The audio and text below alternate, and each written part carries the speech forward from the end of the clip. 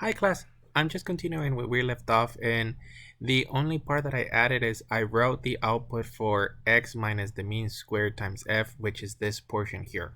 Now, I did wanted to clarify that these e's that you see in your calculator, they actually represent powers of tens.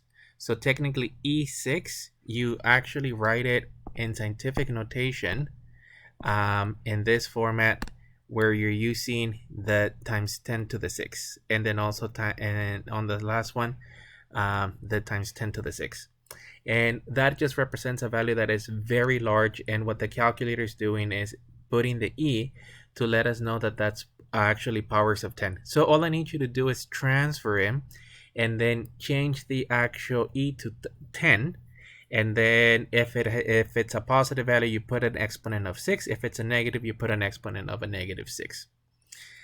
Okay, so the last portion before we actually evaluate this one is technically the sum. Now we're going to be evaluating the sum of x minus the mean squared times f, and we want to do this operation with the calculator to be done automatic. So all we need is a one variable stats on L6. So technically you would do stats, then hit calculate, and we want your L6. And that's going to be this value here of the sum of the x's, so the 294444.44. So let me write that down underneath. And this is going to represent, let me change back to, this is going to represent the sum of x minus x bar squared times f. And in this case, we're looking at 29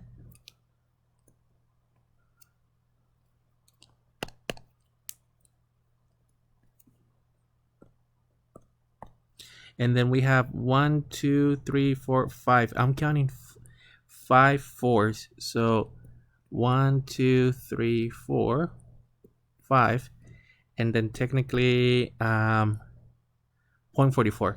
So I'll just say 0.44. I'll carry 2 decimal places, and let me double check that value since we are going to need it. So 29, 5 fours, and then the last two, I'm going to write them as 0.44.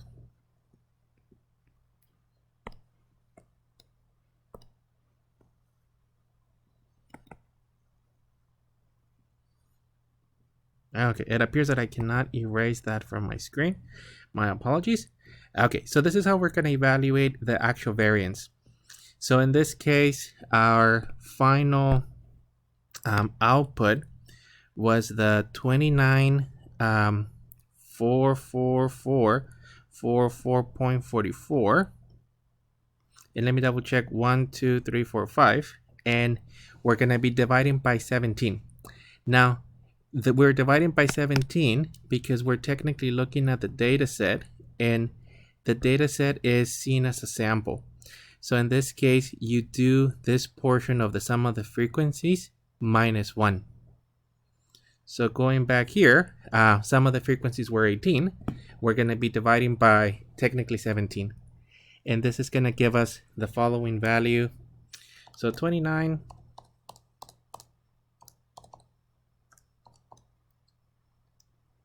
Okay, so I'm getting 17,3202.6141. And let me double check 1, 2.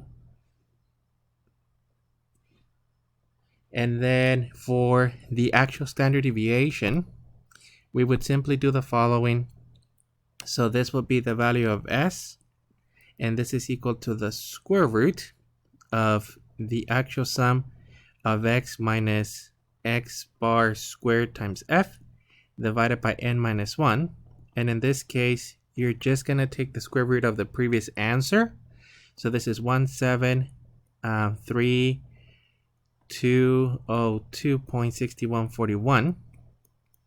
And let me take the square root of that. Now my calculator is actually using more values, so you're going to get something along the following. So 416.4 Let me carry this to 4. So 17 and 62. I'm just carrying that to 4 decimal places. Now, what we're actually carrying here is an estimate of the variance and standard deviation. So these calculations using these formulas are going to be a little bit off. And the idea is we're only using this form or these formulas if you only have access to the actual frequency distribution. Otherwise, we would have done a one variable stats on the raw data. But this is what I'm obtaining for this particular calculation, and it's really messy, so you're gonna rely heavily on the calculator or Excel. So that's actually it for this one.